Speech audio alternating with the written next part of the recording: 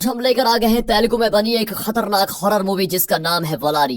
ये कहानी है एक लड़की की जिसने बचपन में घिनौना काम कर दिया था और बड़ी होते होते वो उस बात को भूल गई जो उसने बचपन में किया था। अब वो अपने पति और बेटे के साथ एक खुशहाल जिंदगी जी रही होती है, लेकिन वो जिस घिनौने पास्ट को भूल गई थी वो पास्ट उसे नहीं भूला था। उसे एक अंगूठी मिलती है और वो अंगूठी उसकी जिंदगी का रुख बदल देती है। कुछ ऐसी अमानुष्य चीजें होती हैं उसके साथ जिससे उसकी जान को खतरा हो जाता है। ये लड़की आखिर है कौन और बचपन में उसने ऐसा क्या किया? वो कैसा घिनौना सच है और क्या इस लड़की की जिंदगी में फिर से खुशी आई? ये जानने के लिए पूरी वीडियो को देखिए और अगर आपको पसंद आ जाए तो लाइक जरूर कर दीजिएगा और अगर आप पहली बार चैनल पर हो तो रिक्वेस्ट है आपसे कि सब्सक्राइब भी कर दीजिए। मूवी की शुरुआत में एक घर को दिखाते हैं जहाँ पर एक कपल रहते हैं। अचानक पति के सामने एक 13 साल की लड़की आ जाती है जो बिल्कुल भूत लगती है। वो बोरी सिलने वाली सुई से उसका कत्ल कर देती है। ऊपर इस आदमी की पत्नी मरी पड़ी होती है। इस कपल का एक बेटा भी है पर पता नहीं उसकी क्या हालत हुई। अगली सुबह वहाँ पर पुलिस आती है और 13 साल की वो लड़की सरेंडर हो जाती है। इस लड़की ने ऐसा क्यों किया ये क्लाइमेक्स में एक ड्रावने ट्विस्ट के साथ आपको पता चलेगा। कट करके दिव्या नाम की एक औरत को दिखाते हैं जो अपने पति कार्तिक के साथ रहती है, जो कि एक शिप का कैप्टन भी है। दिव्या को अक्सर ड्रावने इल्यूजन्स आते हैं। दरअसल बचपन में उसके साथ एक बड़ा एक्सीडेंट हो गया था जिसकी वजह से वो बीती बातें भूल गई थी। वो एक ऑर्फनेज में पली बड़ी हुई है। दिव्या और कार्तिक का एक बेटा भी है जिसका नाम है सचिन। एक दिन तीनों कार्तिक के दोस्त के घर डिनर पे जाते हैं। कार्तिक बताता है कि वो इस शहर से दूर कहीं और जाकर रहना चाहता है। कार्तिक के दोस्त की बेटी सचिन के साथ मिलकर कुछ ड्राइंग्स करती है। अब सचिन की ड्राइंग को देखकर तो कार्तिक चौंक ही जाता है, लेकिन वो दिव्या को नहीं दिखाता क्योंकि वो और घबरा जाएगी। दरअसल सचिन की ड्राइंग में एक लड़की ने 2 लोगों को बड़ी बेरहमी से मार डाला होता है। इसके कुछ दिन के बाद कार्तिक, दिव्या और सचिन दूसरी जगह शिफ्ट हो जाते हैं। अब क्योंकि कार्तिक शिप में कैप्टन है तो वो लॉन्ग ट्रिप पर चला जाता है। दिव्या घर कोई नहीं सचिन को भी संभालती है। एक दिन सचिन को स्कूल ले जाते वक्त वो एक बड़ा घर देखती है जो कि उसे बहुत सुंदर लगता है। वो उसकी फोटो भी ले लेती है। इसी बीच सचिन को उस जगह के पास एक अंगूठी मिलती है जिसको वो उठाकर रख लेता है। जब कार्तिक घर आता है तो दिव्या उसे बड़े घर की वो फोटोज दिखाती है और कहती है कि ये घर मुझे बहुत ही पसंद है। सचिन ने उस अंगूठी को एक जगह पर रखा होता है और उस जगह पर दरारें पड़ने लग जाती है। अगली सुबह सचिन स्कूल चला जाता है और कार्तिक अपने काम पे। दिव्या अपनी फ्रेंड के साथ फोन पर होती है तो अचानक मिक्सी चलने लग जाती है। दिव्या सोचती है कि शायद मिक्सी में कोई प्रॉब्लम होगी। इतने में न जाने वो अंगूठी पता नहीं कहां से उड़ के आ जाती है और दिव्या के पास गिरती है। दिव्या को थोड़ी घबराहट भी होती है पर वो सोचती है ऐसे ही हो गया होगा और अंगूठी को कचरे में डाल देती है। शाम को जब कार्तिक और सचिन घर आते हैं तो दिव्या बर्तन धो रही होती है। अचानक बिजली चली जाती है। दिव्या घबरा कर मुड़ती है तो उसके पीछे वो बड़ा घर दिखता है। इतने में कार्तिक आ जाता है तो तब दिव्या का डर कम हो जाता है। दिव्या ये सोचकर परेशान होने लग जाती है कि मेरा उस घर से वास्ता क्या है और मुझे वो घर दिख क्यों रहा है। डिनर करते वक्त दिव्या को उसकी फ्रेंड का वॉइस मैसेज आता है कि तुमने अपने व्हाट्सएप स्टेटस में जो बड़ा घर डाल रखा है ना, क्या तुम इसको खरीदने वाली हो? दिव्या चौंक कर अपना स्टेटस देखती है क्योंकि उसने तो अपना स्टेटस चेंज ही नहीं किया था। उसे लगता है कि शायद ये सचिन की शैतानी होगी। इतने में सचिन को हिचकी आती है तो दिव्या पानी लेने के लिए जाती है। तब दिव्या का फोन रिंग करता है और सचिन उसे उठाकर कान में रखता है। वो डर जाता है क्योंकि एक डरावनी आवाज आ रही होती है। कुछ ही देर में उस बड़े घर की फोटोज अपने आप ही मोबाइल का वॉलपेपर बन जाती है। अब अगले दिन दिव्या ऑटो में सचिन के स्कूल जाती है। वो ऑटो से उतरती है तो ड्राइवर कहता है कि मैडम ये बड़ी सुई आपकी है क्या? ऑटो में गिर गई थी। वो भी कह देती है हाँ मेरी है। कहकर वो बोरी सिलने वाली उस बड़ी सुई को उठाकर अपने बैग में रख लेती है। दोस्तों ये वही सुई है जिसे हमने मूवी की शुरुआत में देखा था, जिससे उस लड़की ने एक आदमी को मार डाला था, याद है ना आपको? पर सवाल ये है कि ये दिव्या के पास कैसे आई। खैर ये तो बाद में पता चलेगा। अब दिव्या के फोन का स्क्रीन खराब हो जाता है तो वो एक मोबाइल रिपेयर शॉप में जाकर उसे ठीक करवाती है। फिर दिव्या उस एरिया के रजिस्टर ऑफिस जाकर एक स्टाफ को 500 रुपए देती है और उससे बड़े घर की डिटेल्स ले लेती है। तब कार्तिक कॉल करके पूछता है कि अरे 4 बज गए हैं, तुम सचिन को स्कूल से लाई नहीं किया अभी तक?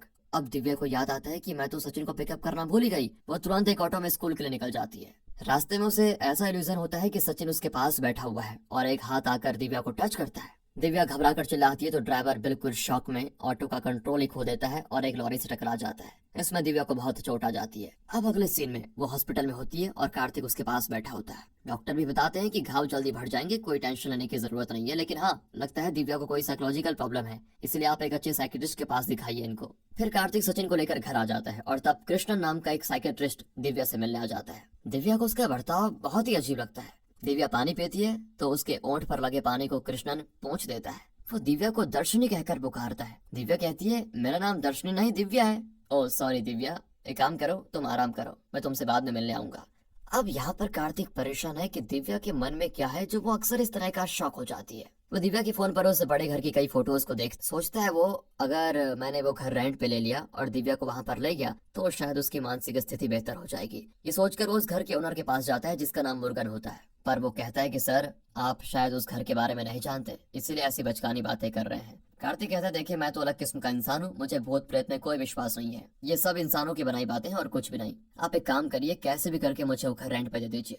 मुर्गन को और क्या चाहिए था, वो भी मान जाता है, पर पूछता है कि आपकी वाइफ का नाम क्या है। और जब कार्तिक दिव्या बताता है तो वहाँ नारियल छिलने वाला आदमी अपने हाथ ही काट देता है। Oh my God. यहाँ कृष्णन फिर से दिव्या से मिलता है और पूछता है, ये बड़ी सुई आपके पास आई कैसे? दिव्या कहती है, मुझे नहीं पता, ऑटो ड्राइवर ने मुझे दिया और मैंने रख लिया, ये मेरी नहीं है वैसे।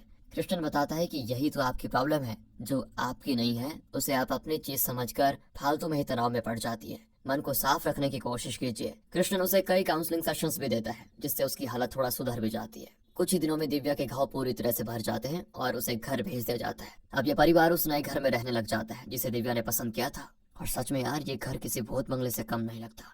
हर तरफ मकड़ी के जाल, ये डरावनी चीजें। पर दिव्या को तो इस घर से प्यार था, वो बड़े चाव से इस घर की साफ सफाई में लग जाती है। वहाँ पर कुछ फोटोज होती है। दिव्या एक बूढ़ी की फोटो को साफ कर रही होती है तो उसे लगता है कि वो बूढ़ी उसके पीछे खड़ी है, लेकिन असल में वहाँ कोई नहीं होता। फिर वो घर की जरूरत की चीजें खरीद कर सब कुछ सेट कर देती है। अब दिव्या बाथरूम में नहा रही होती है तो उसे लगता है कि कोई उसे बाथटब में दबा रहा है। दिव्या बहुत डर जाती है, लेकिन तब तक कार्तिक आकर उसे शांत करता है। उस रात दिव्या जब बाथरूम जाती है तो कोई दरवाजे पर पीटता भी है। दिव्या घबराकर दरवाजा खोलती है कि शायद कार्तिक होगा, पर कार्तिक तो गहरी नींद में है। दिव्या भी डरकर कार्तिक से चिपक कर सो जाती है। अब अगले दिन गांव में एक मेला लगा होता है। दिव्या मार्केट जाती है तो वहाँ के दुकानदार दिव्या को देखकर पता नहीं क्यों चौंक जाते हैं और कहते हैं, तुम वापस कैसे आई? दिव्या कृष्णा की एक मूर्ति खरीदती है जिसे दुकानदार एक न्यूज़पेपर में लपेट कर देता है। फिर दिव्या उस पुराने न्यूज़पेपर में छपे न्यूज को पढ़कर पूरी तरह चौंक जाती है, क्योंकि एक 13 साल की लड़की ने एक बड़ी सुई से अपने पेरेंट्स को मार डाला था। अब ये देखकर दिव्या की धड़कन रुक जाती है। वो घबराकर कृष्णन को कॉल करती है जो किसी मेले में होता है, पर वो झूठ कहता है कि मैं तो हॉस्पिटल में हूँ। अब दिव्या के मन में कई सवाल उठ जाते हैं। उसके बाद रात भर दिव्या सो नहीं पाती क्योंकि उसे बुरे सपने आते रहते हैं। एक दिन हॉल से कुछ आवाजें आती हैं तो वो जाकर देखती है। हॉल के कोने में सचिन खड़ा होता है। दिव्या उसे जबरदस्ती खींचकर कमरे की ओर लेकर जाती है तो वो कहता है, तुम्हारा बेटा कमरे में, मैं तुम्हारा बेटा नहीं हूँ। ये कहकर वो अपने हाथ छुड़ाकर भाग जाता है। दिव्या फिर शॉक होकर कमरे में जाकर देखती है तो उसका बेटा सचिन वहीं सो रहा होता है। पता नहीं क्या हो रहा है, पर दिव्या का सर चकराने लग जाता है कि क्या है ये। अगले दिन वो रजिस्ट्रार ऑफिस जाकर इस घर के डॉक्यूमेंट्स को ले लेती है, जिससे दिव्या को पता चलता है कि इस घर में 2 लोगों का कत्ल हुआ है और उसमें से एक की शक्ल हूबहू साइकेट्रिस्ट कृष्णन जैसी दिखती है। दिव्या बिल्कुल कांप उठती है। जब कार्तिक घर आता है तो वो उसे पूरी बात बताती है और पूछती है, वो साइकेट्रिस्ट आखिर है कौन? तुम्हारे कहने पर मैंने उसे ट्रीटमेंट ली थी, बताओ कौन है वो? पता नहीं मुझे उस आदमी पर गड़बड़ क्यों लग रही है कुछ। कार्तिक तुरंत हॉस्पिटल कॉल करता है तो वो बताते हैं कि हमने आपकी वाइफ के लिए कोई साइकेट्रिस्ट अरेंज किया ही नहीं था। कार्तिक समझ नहीं पाता कि दिव्या को जो साइकेट्रिस्ट काउंसलिंग कर रहा था वो है कौन, या फिर वो था कौन। इस राज को जानने के लिए वो घर के ओनर मुर्गन के पास जाते हैं। दिव्या को देखते ही मुर्गन बिल्कुल हैरान रह जाता है और कहता है, बेटी तुम बिल्कुल अपनी माँ पर गई हो। फिर वो बताता है कि इस गांव में जकम्मा नाम की एक साहसी औरत रहती थी जो न सिर्फ बलवती थी बल्कि अपने फैसले खुद लेने की हिम्मत भी रखती थी। जब वो प्रेग्नेंट थी तो अपने गांव के मंदिर में जो उत्सव हुआ था उसमें जकम्मा ने पास के गांव के एक काबिल लाठीबाज के साथ खतरनाक लड़ाई की और उसमें वो जीत भी गई थी। फिलहाल आप लोग जिस घर में रह रहे हैं वो कभी जकम्मा का घर था। दिव्या पूछती है कि आप जकम्मा के क्या लगते हैं? मुर्गन कहता है कि मैं जकम्मा का भाई हूँ। मतलब आप फिर मेरे मामा हुए ना?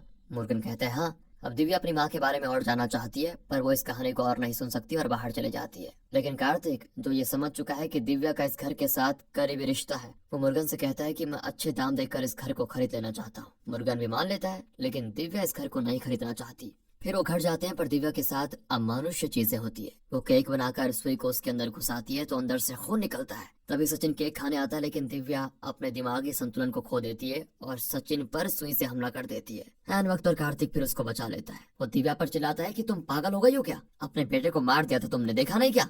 तब दिव्या को होश आता है और वो बहुत रोती है कि पता नहीं मैं क्या करने जा रही थी, मैं अपने कंट्रोल में नहीं थी। तब डर के मारे सचिन को दौरा पड़ जाता है और वो गिर पड़ता है। कार्तिक उसे उठाकर हॉस्पिटल लेकर जाता है। दिव्या भी उसके पीछे पीछे जाती है, लेकिन पता नहीं कैसे वो घर से बाहर ही नहीं निकल पाती क्योंकि दरवाजा अचानक बंद हो जाता है। कार्तिक वापस आकर दरवाजा खोलता है, लेकिन इस बार भी दिव्या बाहर नहीं निकल पाती और दरवाजा अचानक फिर बंद हो जाता है। दिव्या भी अंदर से कहती है कि मेरी चिंता छोड़ो, पहले सचिन को हॉस्पिटल लेकर जाओ। और फिर कोई रास्ता न पाकर कार्तिक सचिन को लेकर हॉस्पिटल चला जाता है। यहाँ दिव्या बेबस होकर चिल्लाती है कि कौन हो तुम, मुझसे चाहते क्या हो? तब दिव्या के सामने एक खतरनाक सच खुलता है। दरअसल दिव्या का असली नाम दर्शनी है। जो आदमी दिव्या का साइकेट्रिस्ट था यानी कृष्णन, वो दिव्या का पिता था और दिव्या की माँ थी जकम्मा। दर्शनी का एक छोटा भाई था जिसका नाम था जनार्दन। इनका खुशहाल परिवार इसी घर में रहता था। ऐसे में एक दिन दर्शनी सयानी हो जाती है, जिसके लिए कृष्णन और जकम्मा एक रस्म करना चाहते हैं। वो कृष्णन के माता पिता को इसका इनविटेशन देने जाते हैं और घर पर उस दिन दर्शनी और जनार्दन अकेले होते हैं। अब क्योंकि दर्शनी बड़ी हो गई थी तो उसे एक अलग जगह पर बैठाया जाता है। वो जनार्दन से कहते हैं कि तुम दीदी के पास ही रहना, उसे अकेला मत छोड़ना, ठीक है। पर जनार्दन को ऊपर के कमरे में रखा हुआ एक इंडियन मेड लॉकर बड़ा इंटरेस्टिंग लगा था। वो हमेशा उसे खोलने की कोशिश करता रहता था, लेकिन इस लॉकर की 3 चाबियां हैं जिसके बिना इसको खोला नहीं जा सकता। ये लॉकर इतना स्ट्रांग है कि इसको तोड़ा भी नहीं जा सकता। इसे खोलने का तरीका इतना मुश्किल होता है कि उसका एक बहुत बड़ा मैनुअल होता है। उस बुक को पढ़कर जनार्दन लॉकर को खोलकर खेल रहा होता है। अचानक बिजली चली जाती है और जनार्दन घबराकर लॉकर को खुला छोड़कर अपनी दीदी के पास आ जाता है और कहता है कि दीदी मुझे बहुत डर लग रहा है, मैं तुम्हारे साथ ही रहूंगा आपसे। तब घर में एक आदमी कदम रखता है। वो कोई और नहीं, मुर्गन था। मुर्गन हमेशा से इस घर के लॉकर को तोड़कर इसमें रखे पैसे चुराना चाहता था और आज उसे मौका मिल गया था और लॉकर भी खुला हुआ है। मुर्गन को देखकर ये दोनों बच्चे डर के मारे छिप जाते हैं। दर्शनी बाथरूम में छिप जाती है तो जनार्दन बेड के नीचे, पर वो मुर्गन जनार्दन को देख लेता है। मुर्गन एक पेडोफाइल है जो बच्चों के साथ बुरी चीजें करने से डरता नहीं। वो जनार्दन के साथ बहुत बुरा करता है। इतने में जकम्मा और कृष्णन घर आ जाते हैं। कृष्णन ने शराब पी ली थी तो वो नशे में होता है, लेकिन जकम्मा आते ही बच्चों को ढूंढने लग जाती है कि कहाँ गए। तब ऊपर के कमरे से आवाज आती है और वो ऊपर जाती है। तब उसे अपने भाई मुर्गन का असली रूप दिखता है और वो अपने बेटे को उस दरिंदे से बचाने के लिए भागती है। मुर्गन जनार्दन को उस लॉकर में बंद कर देता है। जकम्मा मुर्गन को मारने लग जाती है क्योंकि उसने चाबियों को लॉकर के अंदर ही रखकर बंद कर दिया था। अब इस लॉकर को कोई नहीं खोल सकता। जकम्मा तड़प उठती है कि अब मैं अपने बेटे को बाहर कैसे निकालूं।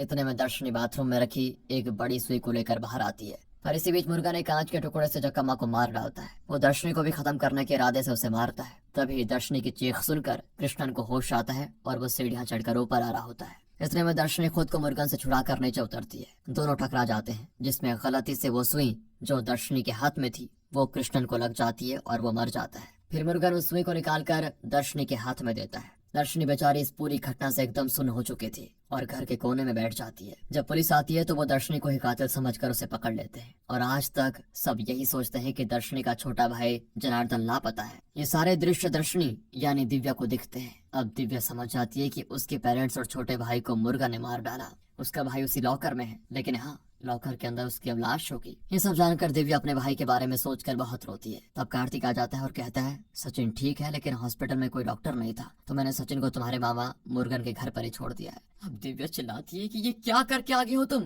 वो गुस्से में तुरंत मुर्गन के घर जाती है। वो जानती है कि मुर्गन सचिन के साथ भी वही करने वाला है जो उसने जनार्दन के साथ किया, पर ऐन वक्त पर वो मुर्गन के घर पहुंच जाती है। वो मुर्गन को पीटती है कि पैसों के खातिर तुमने अपनी बहन को मार डाला, मेरे छोटे भाई को अपनी गंदी हरकत का शिकार बनाया। तुम्हारी वजह से आज मेरे माता पिता नहीं रहे और आज मैं तुम्हारे किए कि तुम्हें पूरी सजा दूंगी। कहकर दिव्या मुर्गन के हाथ पैर बांध कर एक जगह लिटा देती है और कहती है जिस लॉकर के लिए तुमने इतने घिनौने काम किए थे ना, अब तुम्हारी मौत भी उसी लॉकर से होगी। ये कहकर कार्तिक और दिव्या ऊपर रखे हुए लॉकर को मुर्गन पर गिराकर उसे मार डालते हैं। पुलिस और मीडिया इसे एक्सीडेंट समझती है। इस घर को पूरी तरह से सील कर दिया जाता है और कार्तिक और दिव्या अपने बेटे को लेकर कहीं और चले जाते हैं। और दोस्तों इसी के साथ ये मूवी यहाँ पर खत्म होती है। तो दोस्तों इस मूवी के बारे में आपका क्या ख्याल है कमेंट में जरूर बता दीजिएगा और इस तरह की वीडियोस देखने के लिए चैनल को सब्सक्राइब। मिलते हैं अगली वीडियो में, ध्यान रखिए अपना। Finally thanks for watching.